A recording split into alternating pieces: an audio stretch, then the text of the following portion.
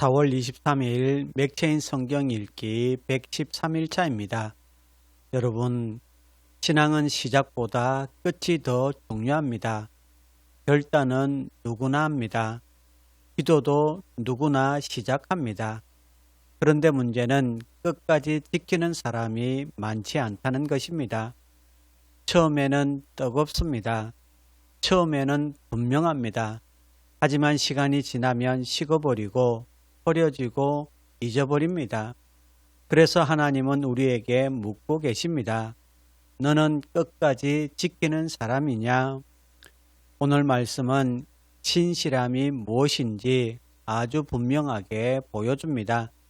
신실함은 약속을 지키고 하나님을 신뢰하며 말을 절제하고 삶으로 살아내는 것입니다.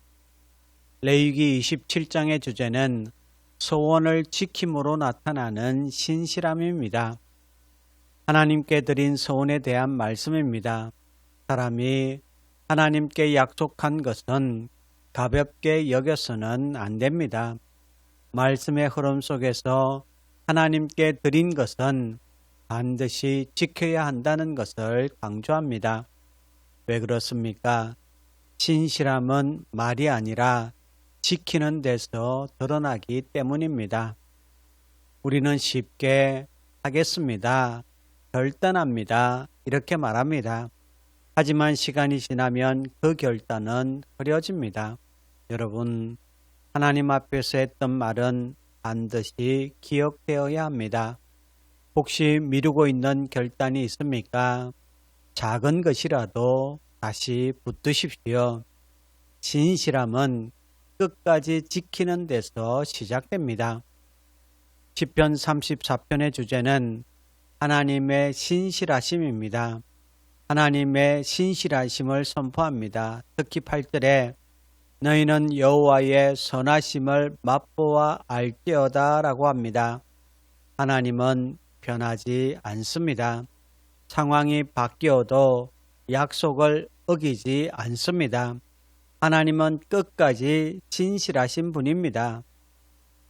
그래서 우리의 신실함은 우리의 결심에서 시작되는 것이 아니라 하나님의 신실하심을 신뢰하는 데서 시작됩니다. 우리는 상황을 기준으로 하나님을 판단할 때가 많습니다. 잘 되면 믿고 어려우면 흔들립니다. 그러나 기억해야 합니다. 하나님은 변하지 않습니다. 그 하나님을 붙들 때 우리의 삶도 흔들리지 않습니다.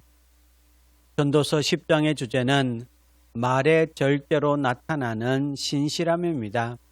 말의 중요성을 강조합니다. 지혜로운 사람은 말을 함부로 하지 않습니다. 하지만 우리는 감정대로 하고 순간의 기분으로 말할 때가 얼마나 많습니까? 그런데 그 말이 관계를 무너뜨리고 신뢰를 깨뜨립니다. 그래서 성경은 말합니다. 지혜로운 사람은 말로 자신을 무너뜨리지 않습니다. 그렇다면 여러분의 말은 어떻습니까? 사람을 세우고 있습니까? 아니면 무너뜨리고 있습니까? 점검할 수 있기를 바랍니다. 신실함은 말의 절제에서 드러난다는 사실을 기억하시기를 바랍니다.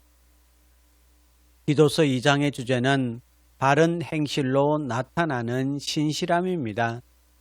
신앙을 삶으로 드러내라 라고 말합니다. 특히 7절에서 범사에 내 자신이 선한 일의 본을 보이며 라고 말씀합니다. 신앙은 말로만 존재하지 않습니다. 삶으로 증명되어야 합니다. 예배는 드리는데 삶이 따라오지 않으면 신실함은 보이지 않습니다. 여러분, 신실함은 특별한 순간이 아니라 일상의 반복 속에서 만들어집니다.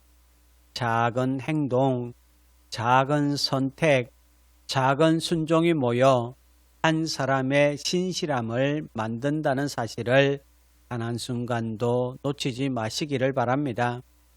성도 여러분, 신실함은 거창한 것이 아닙니다. 약속을 지키고 하나님을 신뢰하며 말을 절제하고 삶으로 살아내는 것입니다. 그리고 무엇보다 중요한 것은 끝까지 가는 것입니다.